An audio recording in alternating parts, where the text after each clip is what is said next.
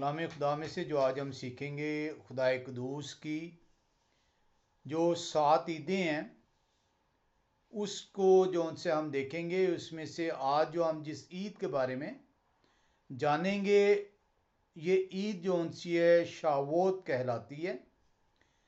इसे कलीसिया को जो उनसे शावोत के नाम से नहीं बल्कि पेंतिकोस के नाम से जो है उन्हें जो है बताया गया है। पेंतिकोस का जो लफ्ज़ है ये यूनानी ज़बान से निकला है पेंतिकोस्ता, और जिसका मतलब है 50वां दिन। अब जब आप ये देखते हैं कि 50वां दिन जो उनसे है ये हमने शुरू कहाँ से करना है, तो 50वां दिन आपको ले जाएगा ईद फसा के ऊपर। और ईद फसा के ऊपर जो उनसे है जब आप जाएंगे तो वहाँ पे आपको जो है नज़र आएगा कि आपको गुड फ्राइडे की जगह आपको खुदाए कदूस की फसा की ईद मनानी है। तो ये जानबूझ के जो उनसे लफ्ज़ जो है पेंतिकोस्त इस्तेमाल किया गया है। हालांकि ये लफ्ज़ जो उनसे शावोत जो उनसे इसके अंदर आना चाहिए या हफ्तों की ईद आना चाहिए लफ्ज़। इसको हफ्तों की ईद भी कहकर जो उनसे पुकारा जाता है, क्योंकि ये 7 हफ्तों के बाद 7 सप्तों के बाद जो कि 49 दिन बन जाएंगे उसका जो अगला दिन होगा 50वां दिन, उसको जो है आप शावोत या ईद पेंतिकोस कह के आपको बताया गया है। तो ये बहुत ज़रूरी है कि हम खुदाए कुदूस के उस मंसूबे को जो उन्होंने बनी नौ इंसान के लिए बांधा है, ताकि खुदा और बनी नौ इंसान जो रिश्ता बागयादन में गुनाह के नतीजे में टूटा है वो दोबारा से बहाल हो सके। तो ये जो ईदें हैं खुदाए कुदूस की 7 ईदें, ये उस खुदाए कुदूस के इंसान के साथ अपने रिश्ते की बहाली को जो है बयान करती हैं। हमने शावोत को मुख्तलिफ खुदाए कुदूस की रहनुमाई में मुख्तलिफ एंगलों से उसको देखा, उसको सीखा।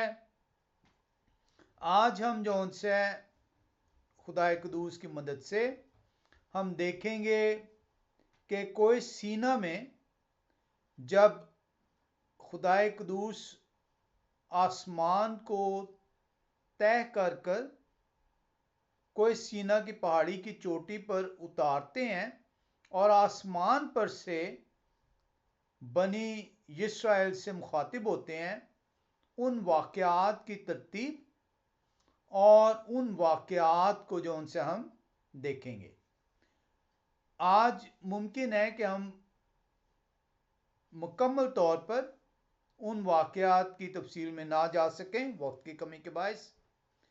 हम देखेंगे कि ये जो शावोत लफ्ज़ है, शावोत जो लफ्ज़ निकला है ये इब्रानी ज़बान की स्ट्रॉन्ग कंकॉर्डेंस H7620 से निकला है, जो शाबोआ से निकाला गया है।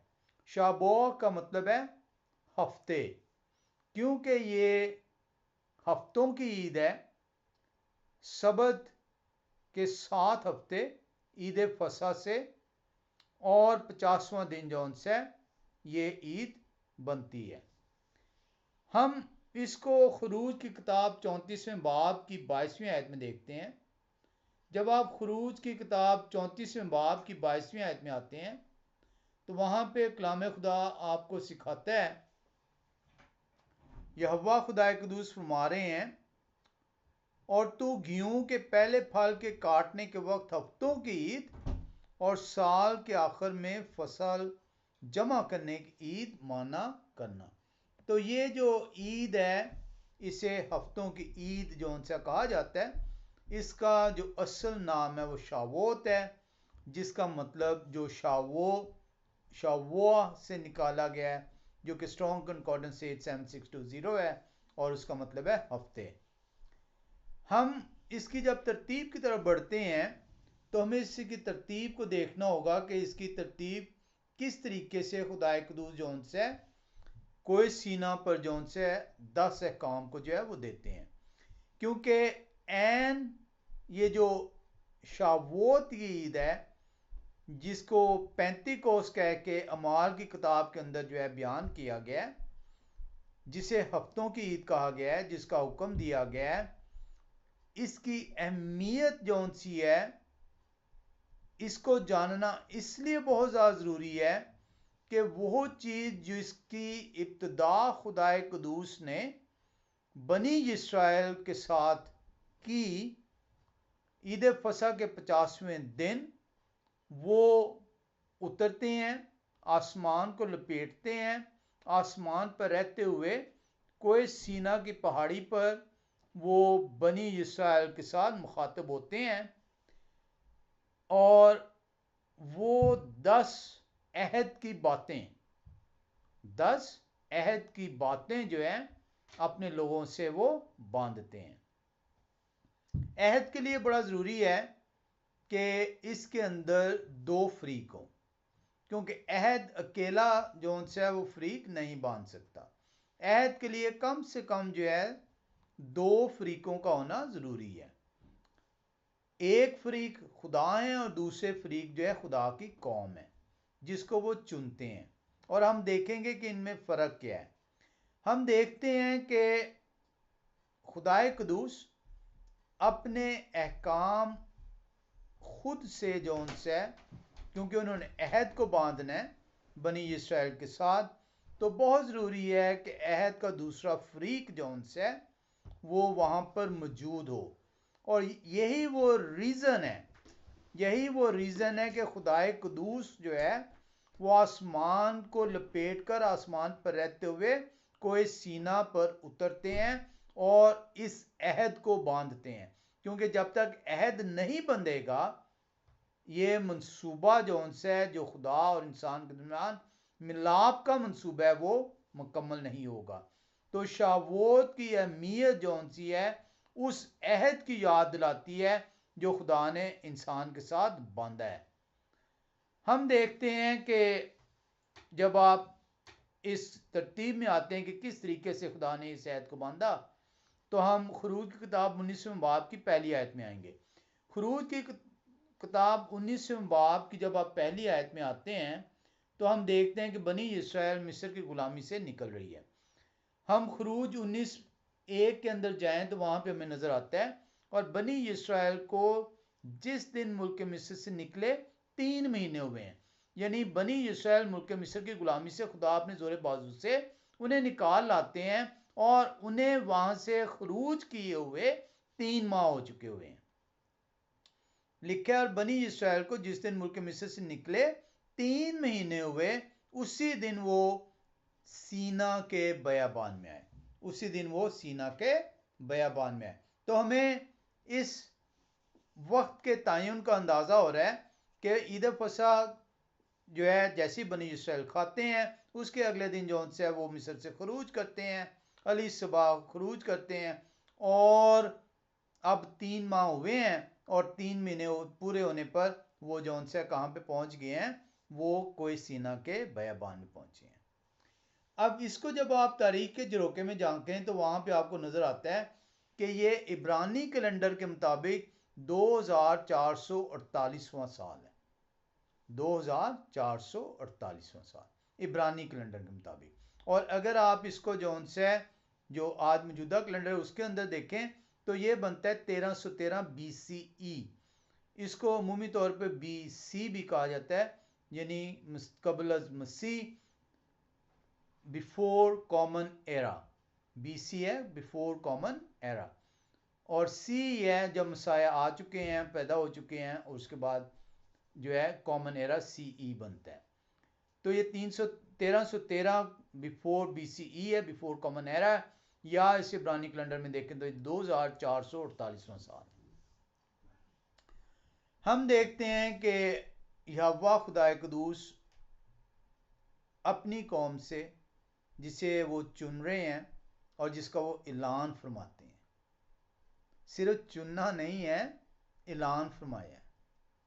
तो बड़ा ज़रूरी है कि आपको ये समझ आए कि खुदाए कदूस की एक ही कौम है जिसे उन्होंने चुना है, उन्होंने कौमों को नहीं चुना हुआ।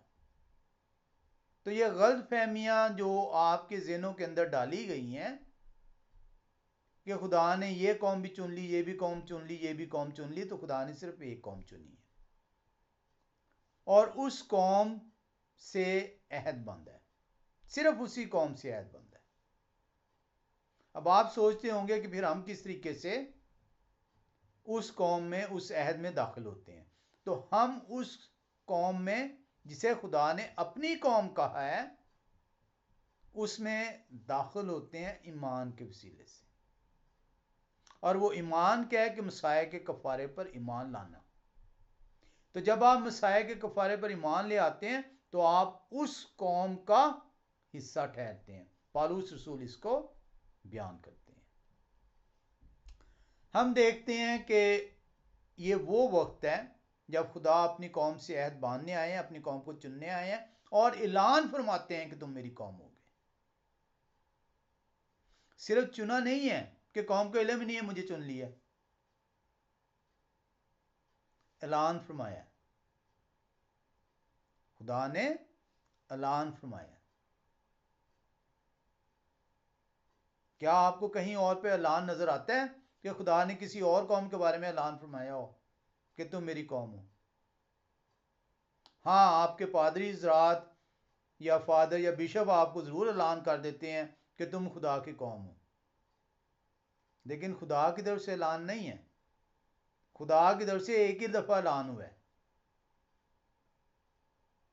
और वो अपनी कौम को चुनते वक्त खुदा ने ऐलान किया और कौम को कहा है कि तुम मेरी कौम होगे अगर तुम ये करोगे। और कौम ने कबूल किया है कि हम आपकी कौम होंगे, हम ये करेंगे। अभी हम इसको देखेंगे। तो इसलिए ये शावोत की जो ईद है ये खुदा से मिलाप की ईद है और ये वो रीजन है जिसकी वजह से जानबूझ के पेंतीकोस का लफ्ज लगाया गया है। पैदाइश से लेकर मुकाशफे तक आपको माल की किताब दूसरे बाब में और कहीं और नजर नहीं आएगा। और जब आप पेंतीकोस को, जब आप इसके मानों में आएंगे तो आपको पता चलेगा ये तो 50वां दिन है। और जब आप खोज लगाएंगे 50वां दिन कौन सा है तो आपको पता चलेगा ये ईद फसक है। तो आप ईद फसक की तरफ रुजू करेंगे, बेखमीरी रोटी की तरफ रुजू करेंगे। और ये जो बिदतें हैं जो कि गुड फ्राइडे की सूरत में डाली गई हैं, उससे पहले रोजे रखे गए हैं। मसाया ने दुख उठाने से पहले रोजे नहीं रखे, मसलूब होने से पहले रोजे नहीं रखे, रोजे मुनादी करने से पहले रखे हैं। 3-3.5 साल पहले रखे हैं और आप नस्ल दर नस्ल गुमराही का शिकार हैं और मानने को फिर भी तैयार नहीं है। जब हम ये कहते हैं कि खुदाए कदूस जो है अहद बांधने को उतरे और अहद की बातें पत्थर की 2 तख्तियों पर लिखी हैं, तो अमूमी तौर पर हम गलत तर्जमा करके कहते हैं 10 कमांडमेंट्स।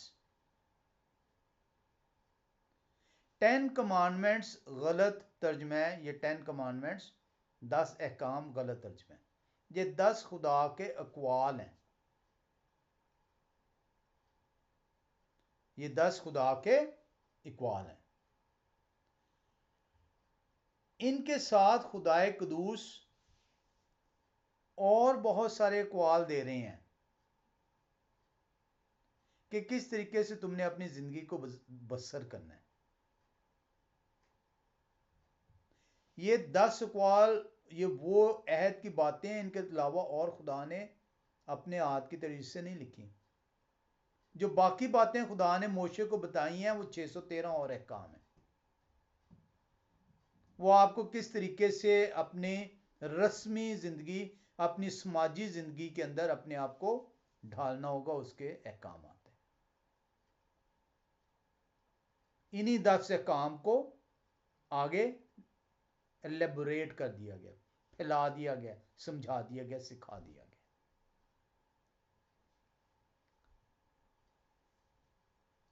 ये वो वक्त है इंसानी जिंदगी का,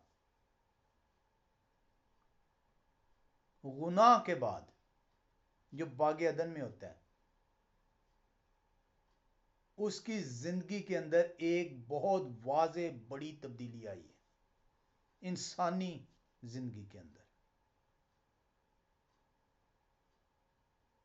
ये जो ईद है, ये इंसानी जिंदगी का अहम मोड़ है, और जो शख्स इस ईद से नावाकिफ है वो इस अहद में दाखिल नहीं है, और जो इस अहद में दाखिल नहीं है वो वादे का जौन सा फर्जंद नहीं है। तो ऐसे नहीं शैतान ने जौन सा ये मंसूबा बांधा, ऐसे नहीं ये लफ्ज चेंज हुआ। और कहां पे किसी और जगह पे आपको पेंतिकोस का लफ्ज क्यों नहीं मिलता?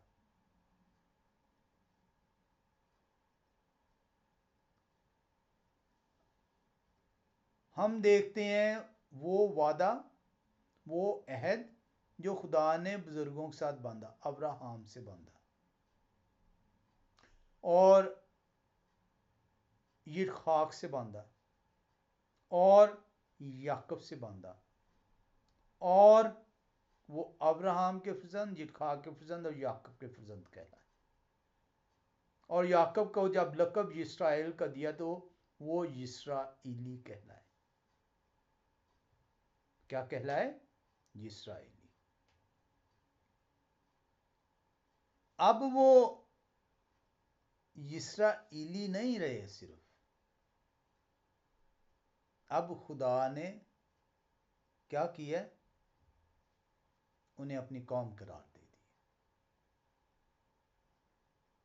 उन्हें मुकद्दस काहिन करार दे दिए, और उसकी कंडीशन रख दी है। और यही वो वजह इस अजाज को, इस रुतबे को पाने की वजह से वो इंसान जो खुदा की कौम बन गया है वो इसको मनाएगा। ये है इसको मनाने की वजह। आप अजाज की खुशी मनाते हैं, तो ये ईद खुशी की ईद है, ये आपके रुतबे की ईद है, ये आपके एजाज की ईद है, आपको नुमाया कर रही है बाकी और इंसानों से, आपको अलहदा कर रही है बाकी और इंसानों से, आपका रुतबा बढ़ा दिया खुदा ने। अफसोस है उन लोगों पे जिनका रुतबा नहीं बढ़ सका, क्योंकि उस वादे में शामिल नहीं है। आए हम मुख्तसर तौर पर उन वाकयात को देखें। हम देखते हैं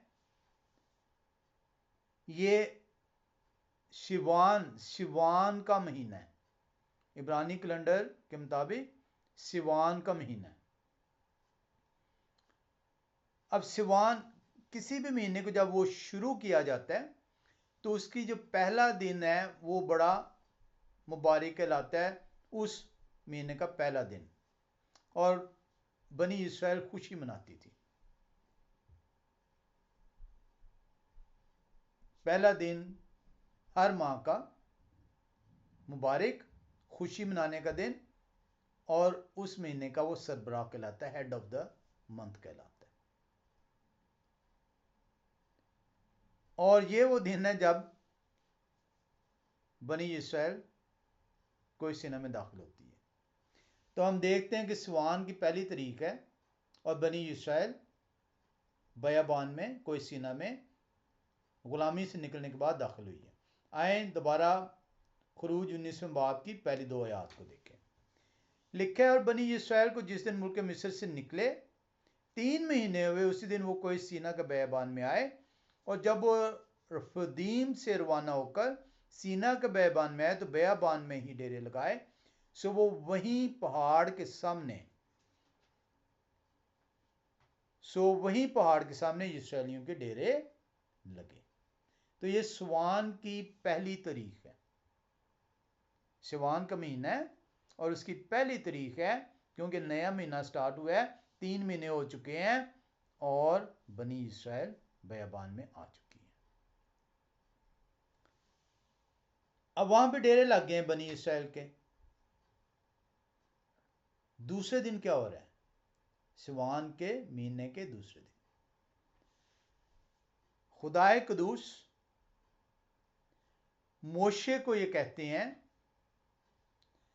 मैं ना सिर्फ इनकी तरबियत के लिए आया हूं, इनके साथ अहद बांधने आया हूं, बल्कि इन्हें अपनाने आया हूं, इन्हें अपनाने आया।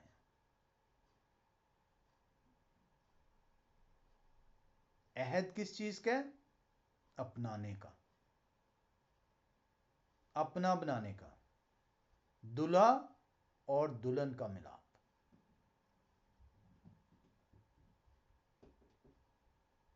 पहले खुदाए कदूस अब्राहम से उन्होंने बात की, ये खाक से बात की, याकूब से बात की,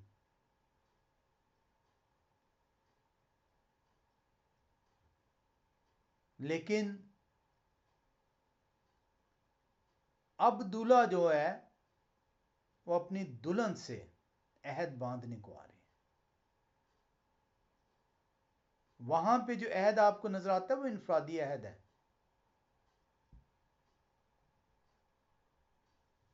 यहां पे अब जो अहद बंध रहा है, जिसे पत्थर की लोहों पर तहरीर कर रहे हैं ताकि सनद रहे। ये जो 10 अकवाल हैं खुदाए कदूस के, जिन्हें हम 10 अहकाम कहते हैं, ये कलाम खुदा बयान करता है, इनके अलावा खुदा ने और कोई बात नहीं लिखी। और इन्हीं से खुदा शैतान ने आपको दूर किया। इन्हीं से शैतान के जो पादरी हैं, शैतान के जो बिशप हैं, वो आपसे कहते हैं अहकाम आपके लिए नहीं है। अंदाज़ा करें कि पैदाइश से लेकर मुकाशवे तक तमाम जो बातें कलाम खुदा के अंदर दर्ज हैं, वो खुदा के लहाम से तहरीर हुई हैं, वो आपकी तरबियत के लिए तहरीर हुई हैं, ताकि मर्द खुदा रासबाजी का लिबास पहन सके। तो कौन आपको चाहता है कि रासबाजी का लिबास ना पहने? कौन ये चाहता है कि वो वाहिद कलाम जिसे खुदा ने अपने हाथ से तहरीर किया है आपके लिए, क्या हो जाए? माने ना रखे। कभी आपने सोचा है, कभी अपनी अकल को जो है ठोक बजा के देखा है कि मैं खुदाए कदूस के हाथ की तहरीर को अपने इस शैतान के चेले पादरी की बदौलत अपने लिए रद्द कर रहा हूं?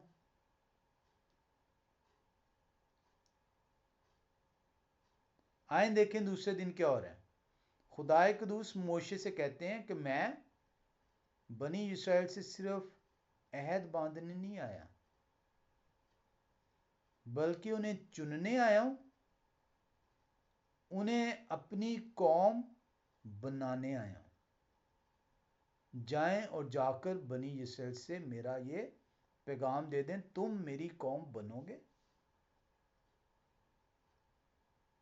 और बनी इस्राइल जब मोशे उनसे बयान करते हैं खुदा की बातें कि खुदा तुमसे अहद बांधने आए हैं, खुदा तुम्हें चुनने आए हैं, खुदा तुम्हें अपनी कौम बनाना चाहते हैं, क्या तुम्हें कबूल है?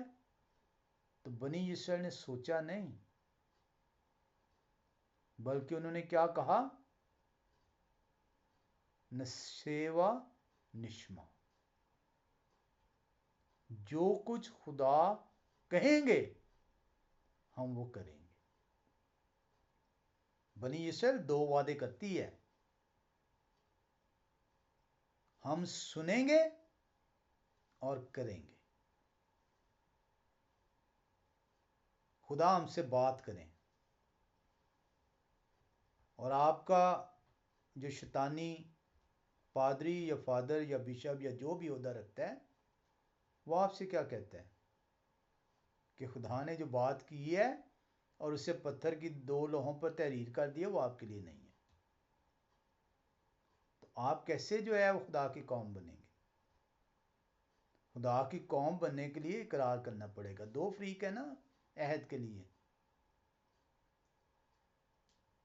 एक फरीक आपसे कह रहा है कि मैं तुम्हें अपनी कौम बनाना चाहता हूं, मैं तुमसे अहद बांधना चाहता हूं,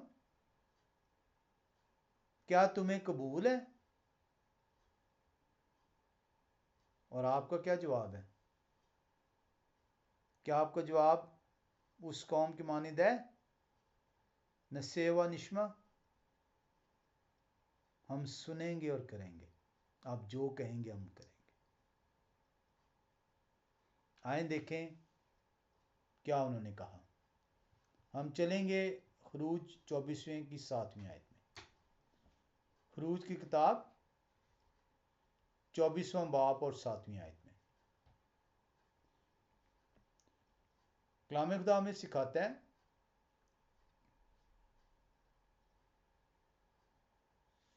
फिर उन्होंने अहदनामा लिया और लोगों को पढ़कर सुनाया, और उन्होंने कहा कि जो कुछ यहोवा ने फरमाया है उस सब को हम करेंगे और ताबे रहेंगे। हम करेंगे और ताबे रहेंगे। अहद ऐसे नहीं बंधेगा। आपको कहा जाती है आप नए अहद में दाखिल हैं, वो अहद के लिए 2 फरीकों का होना ज़रूरी है। दोनों तरफ से कबूलियत का होना ज़रूरी है।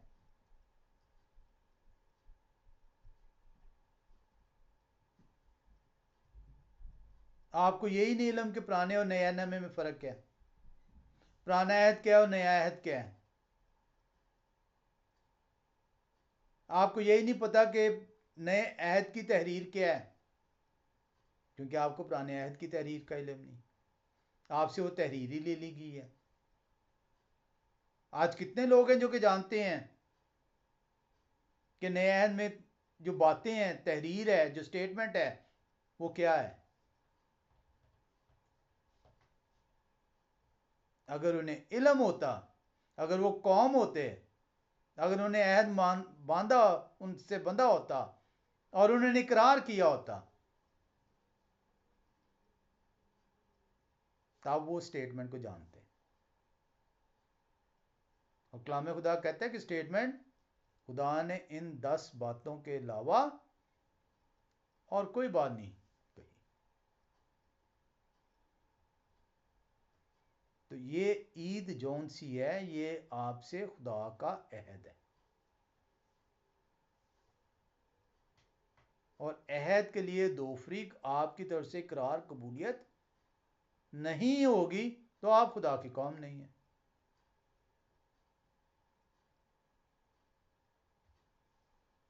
खरूज 19वें बाब की 3 से 8 में हम देखते हैं कि सिवान के दूसरे दिन क्या हुआ है।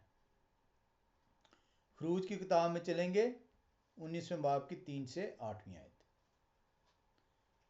लिखा हुआ है कलाम खुदा के अंदर, और मोशे उस पर चढ़कर खुदा के पास गए, और यहोवा ने उन्हें पहाड़ पर से पुकार कर कहा कि आप याकूब के खानदान से यूं कहें और बनी इसराइल को ये सुना दें। अब खुदा मोशे को ये बता रहे हैं कि ये मैं करने आया हूं, आप जाएं और जाके याकूब के घराने को ये बता दें। याकूब का घराना इसराइल। तो खुदा अहद किससे बांध रहे हैं? इसराइल से। और नया अहद किससे बंधेगा? इसराइल से। मसाया क्यों कहते हैं कि मैं इसराइल की कोई भेड़ों के अलावा और किसी के पास नहीं भेजा गया।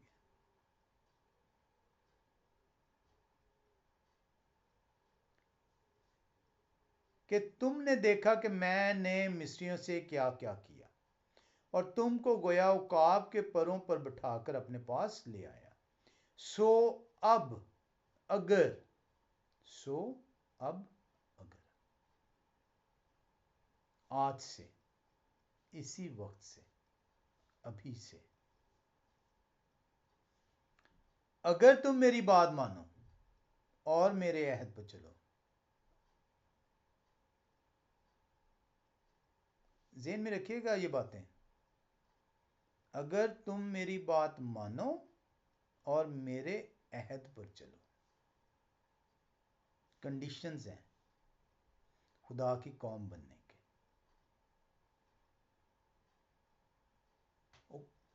आपसे जो अहद खुदा ने बांधा है उसका ऐलान कहाँ पे हुआ है? अपने पादी से पूछें तो सही, उस अहद की बातें क्या हैं? अपने पादरी से पूछें तो सही।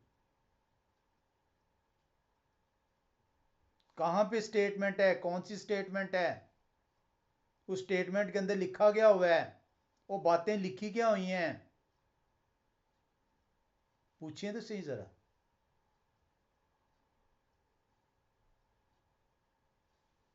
क्या खुदा कह रहे हैं? सो अब अगर तुम मेरी बात मानो और मेरे अहद पर चलो तो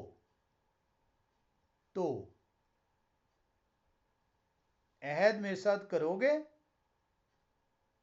तो आपने कौन सा अहद किया खुदा के साथ? रोजाना सुबह उठते शाम उठते हर वक्त आप ये कह रहे हैं हमने तो जी जाना है खुदा की बादशाहत में। वो अहद तो पहले बता दें, अहद तो पता कर लें कौन सा अहद है आपका खुदा के साथ और कब हुआ है और अहद की बातें क्या हैं।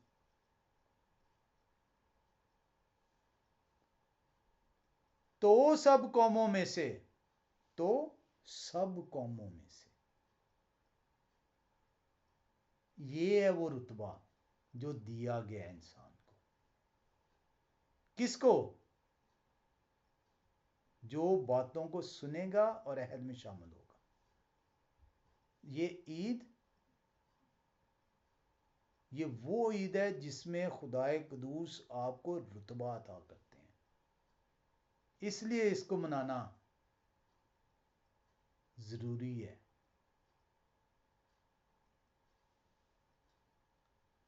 तो सब कौमों में से तुम ही मेरी खास मलकियत ठहरोगे। वो कहां पे ये खुदा ने आपसे ऐद बांधा है?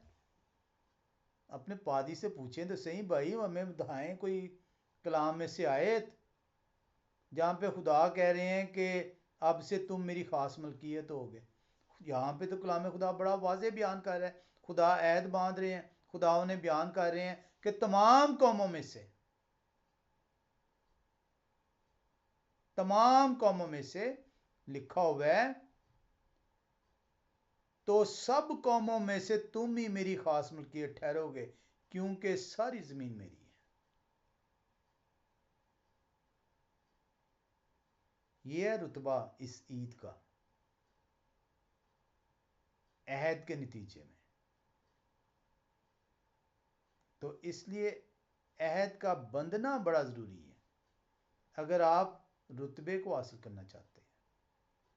और अहद के लिए अहद की तहरीर का जानना बड़ा ज़रूरी है क्योंकि आपका इकरार आपको उस अहद में बांधता है। आपको तहरीर का इल्म नहीं है, वो अहद कैसे आपका बंध गया?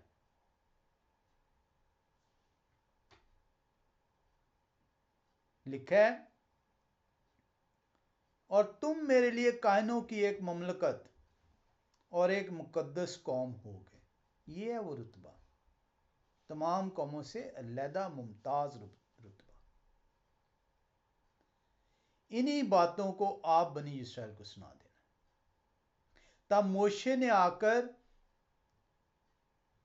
और उन लोगों के बुजुर्गों को बुलाकर उनके रूबरू वो सब बातें जो यहोवा ने उन्हें फरमाई थी बयान की। अब यहोवा ने बता दिया कि मैं तुम्हारे लिए क्या करने आया हूं। अहद के लिए दोनों फरीकों का होना बड़ा जरूरी है।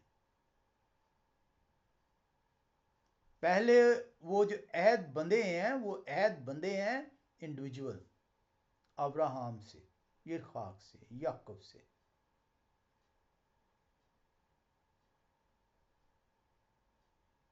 अब खुदा अपनी कौम से अहद बांध रहे हैं। ये नहीं कि खुदा के हुक्म पहले नहीं थे, हुक्मों पे अमल नहीं किया उन्होंने जिनसे खुदा ने अहद बांधे, क्योंकि अहद के लिए बातों का होना जरूरी है, अकवाल का होना जरूरी है, अहकाम का होना जरूरी है, आयन का होना जरूरी है, शरीयत का होना जरूरी है।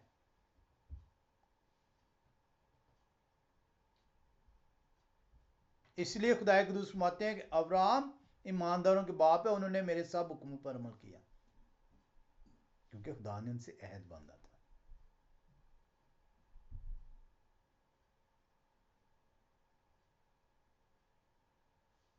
तो मोशे को बता रहे हैं कि जाके सारा कुछ उन्हें बताएं, उन्हें कबूल है, मानेंगे तो ये कंडीशंस होंगी।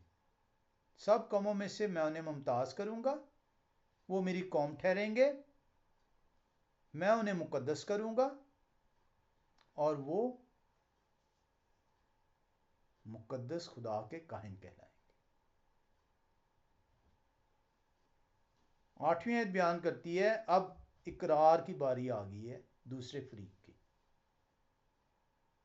आपने कब इकरार किया मुझे ये बताइए पहले, आपको तो तहरीर का नहीं पता। अपने पादरियों से जाके पूछें, फादरों से, कि खुदा ने जो आपसे अहद बांधा वो लिखा कहाँ पे है, उसकी तहरीर क्या है, और इकरार कब किया आपने। और सब लोगों ने मिलकर जवाब दिया कि जो कुछ यहोवा ने फरमाया है वो सब हम करेंगे। और मोशे ने लोगों का जवाब यहोवा को जाकर सुनाया। ऐद उस वक्त बंदे का जब दोनों फरीक राजी हो गए। तो ये हुआ दूसरे दिन। अब हम आते हैं सिवान की तीसरी तारीख को। मोशे जो हैं वो गए हैं तीसरे दिन यहोवा के पास, और यहोवा को जाके पैगाम दे दिए। अब तीसरे दिन यहोवा क्या कर रहे हैं उस पैगाम को सुन के। आए 9 से 13वीं आयत को देखें। लिखा है खुरूज 19वें बाब की 9 से 13वीं में, और यहोवा ने मोशे से कहा कि देखें, मैं काले बादल में इसलिए आपके पास आता हूं कि जब मैं आपसे बातें करूं तो ये लोग सुने और सदा यकीन करें। क्योंकि मोशे को उनका सरबराह चुना था खुदा ने। मोशे के जरिए से बार बार अब खुदा ने नहीं आना था, अपने नबियों के जरिए से खुदा ने कलाम किया है। और वो कह रहे हैं कि मैं इसलिए काले बादल में आता हूं और आपसे बातें करता हूं ताकि ये लोग सुने और जाने कि आप मेरे पैगंबर हैं, मेरा पैगाम लेकर आए हैं। और मोशे ने लोगों की बातें यहोवा से बयान की। अब इकरार हो गया, लोगों ने इकरार कर दिया है, यहोवा ने कहा था, लोगों ने मान ली है। नसे व निश्मा, जो आप कहेंगे हम सुनेंगे और करेंगे और ताबे रहेंगे। और यहोवा ने मोशे से कहा कि लोगों के पास जाएं और आज और कल उनको पाक करें और वो अपने कपड़े धो लें। अब यहोवा दोबारा भेज रहे हैं। ये तीसरा दिन है सिवान के महीने की तीसरी तारीख। यहोवा उन्हें वापस भेज रहे हैं और कह रहे हैं आज और कल।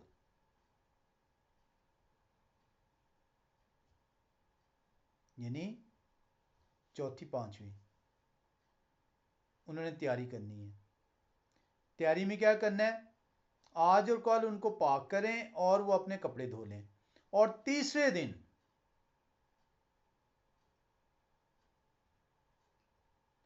तैयार रहें, क्योंकि यहोवा तीसरे दिन सब लोगों को देखते देखते कोई सीना पर उतरेंगे।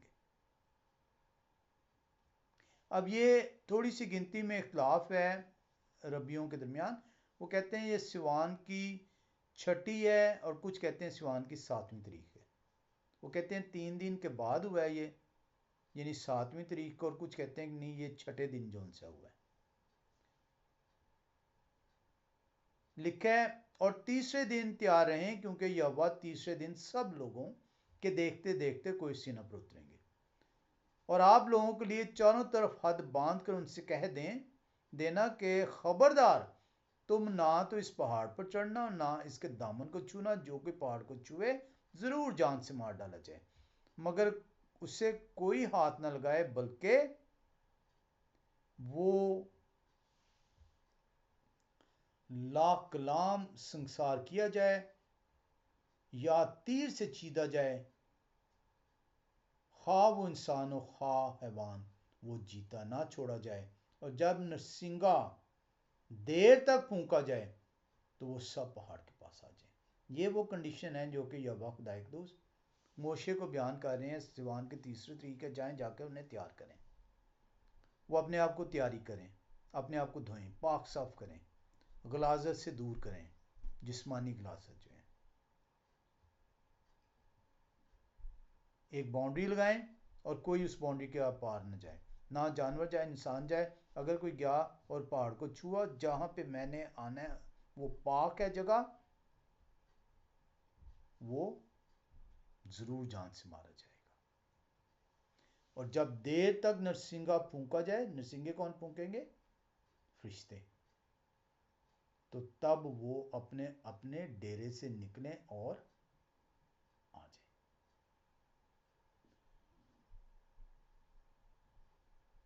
मोशे नीचे आ रहे हैं, चौथा दिन हो गया। मोशे आके वो तमाम बातें बनी इसराइल को बयान करते हैं। आयन 14वीं और 15वीं आयत में देखें। 14वीं और 15वीं आयत खरूज 19वें बाब की बयान करती है। तब मोशे पहाड़ पर से उतरकर लोगों के पास गए और उन्होंने लोगों को पाक साफ किया और उन्होंने अपने कपड़े धो लिए। और उन्होंने लोगों से कहा कि तीसरे दिन तैयार रहना और औरत के नजदीक ना जाना। तो अब लोग चौथा, पांचवा, और रबियों को कहना है कि ये छठे दिन खुदाए कदूस जो है वो कोई सीना पर उतरे हैं, बनी इसराइल को साथ अहद बांधा है पत्थर की 2 लोगों पर, जो उनसे वो बाद में तहरीर हुआ है और मोशे को दिया गया है। कुछ रबियों का कहना है ये 7वां दिन है। हम जो उनसे वक्त को देखते हुए